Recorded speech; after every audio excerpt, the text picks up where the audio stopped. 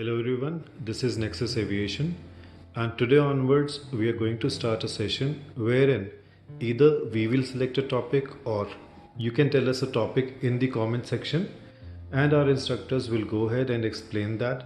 We'll try to teach you and guide you so that you can take an informed decision. Also, that will help you in your CPL journeys. So let me show you around and then we will start with the instructor.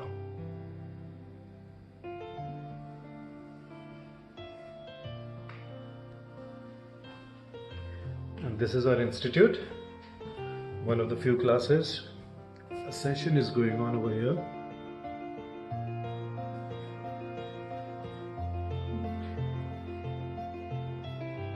Now let me introduce to one of our instructors. He is Nihal.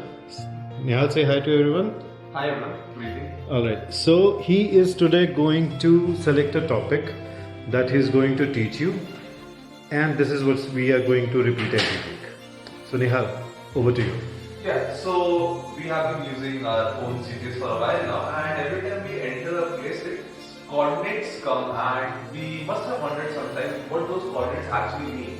So I'll be covering that in parts, and I'll be giving you a somewhat detailed explanation of how we actually came up with the entire coordinate system for our Earth. Okay, so with that idea in mind, I would like to ask you a very simple thing.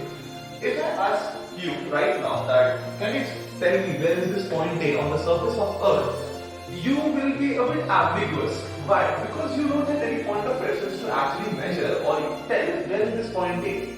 This brings us to a very important idea which is about the entire concept of navigation, and that idea is one very simple thing, that if you actually want to know where you have to go, you should always know where you are starting from.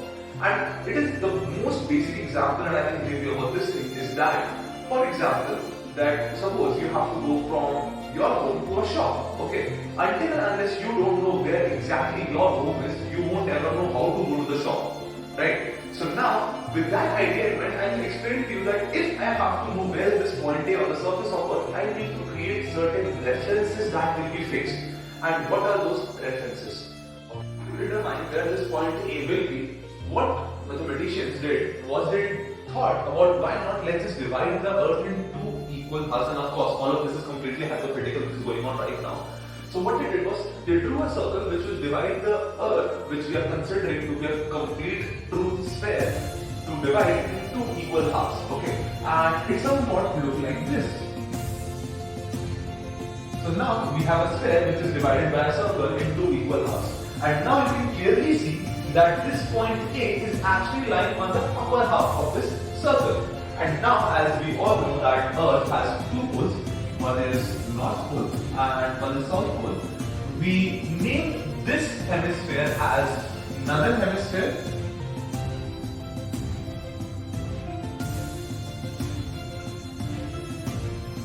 and we of course named it as Southern Hemisphere because of the South Pole.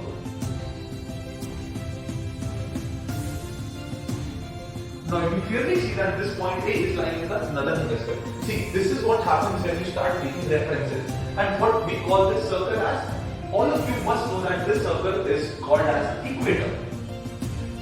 Now, equator is a circle that is dividing the Earth into two equal hemispheres, namely northern and southern hemisphere. So whatever is lying above equator is in the northern hemisphere, whatever is lying in southern hemisphere, below the equator is in southern hemisphere. Now, we still have a bit of ambiguity understanding the fact that where is this point A, because again, hemisphere is a complete three-dimensional space of 360 degrees, and this point A can be anywhere on this hemisphere.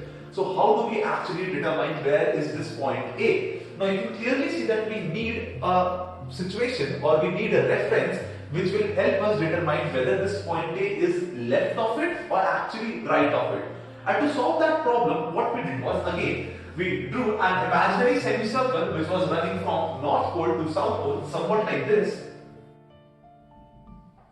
And the speciality about this line or this semicircle is this, that it is running over a town which is in London called Greenwich. Now, Greenwich is of very strong significance when it comes to the coordinate system of Earth. Why? Because if For example, if you pick up any world map for that matter, you will see Greenwich lies somewhat in the center of that map. That means what? That Greenwich is at the center of Earth. That means that if I actually divide the Earth from Greenwich, it will divide it in two equal halves of equal sides of left and right. Okay, so now you can clearly see that this line which is passing over Greenwich is dividing the Earth in two equal halves, and you can call this as left side if you want and this side as right if you want. So the left side, your point A is lying left of this particular semicircle, which is called as prime meridian.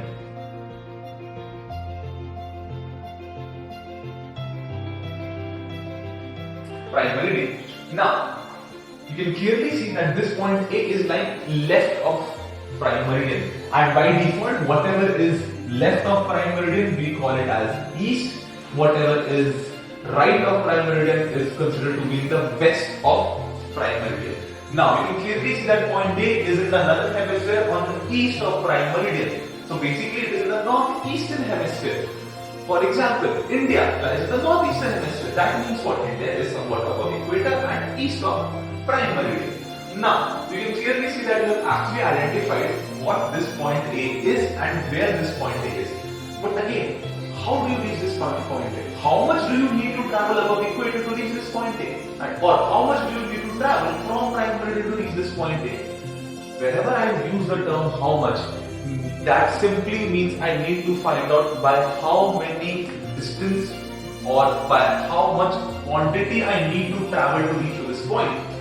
Now that means what? We come on measurements. Now we are going to measure how much of distance I need to travel to reach to this point A. And in the case of spheres, we will be doing it in terms of angular distances. That means what? We will be considering angles. Okay. Now, so if you have to measure how much this point A is above equator, you will measure an angle which is from equator and you will make this angle for point A. Now, let's just say this angle is 30 degrees. So this 30 degrees is your latitude. This 30 degrees is your latitude. And as this point A is above equator, you will write it as 30 degrees north. That means what? You will make an angle of 30 degrees above equator to reach to this point A. Now, if you have to actually understand how much east you are from prime meridian, you will again measure the angle from prime meridian to this point A, and this particular angle is what you call as longitude.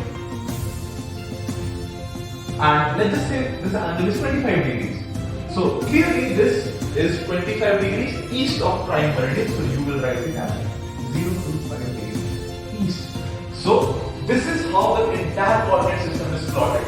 That means what? That if you have to reach this point A, you will first of all travel 50 degrees north of equator, and then you will travel 25 degrees east of the prime meridian to actually reach to this point A. And this is how the entire coordinate system on the surface of Earth is plotted. Thank you.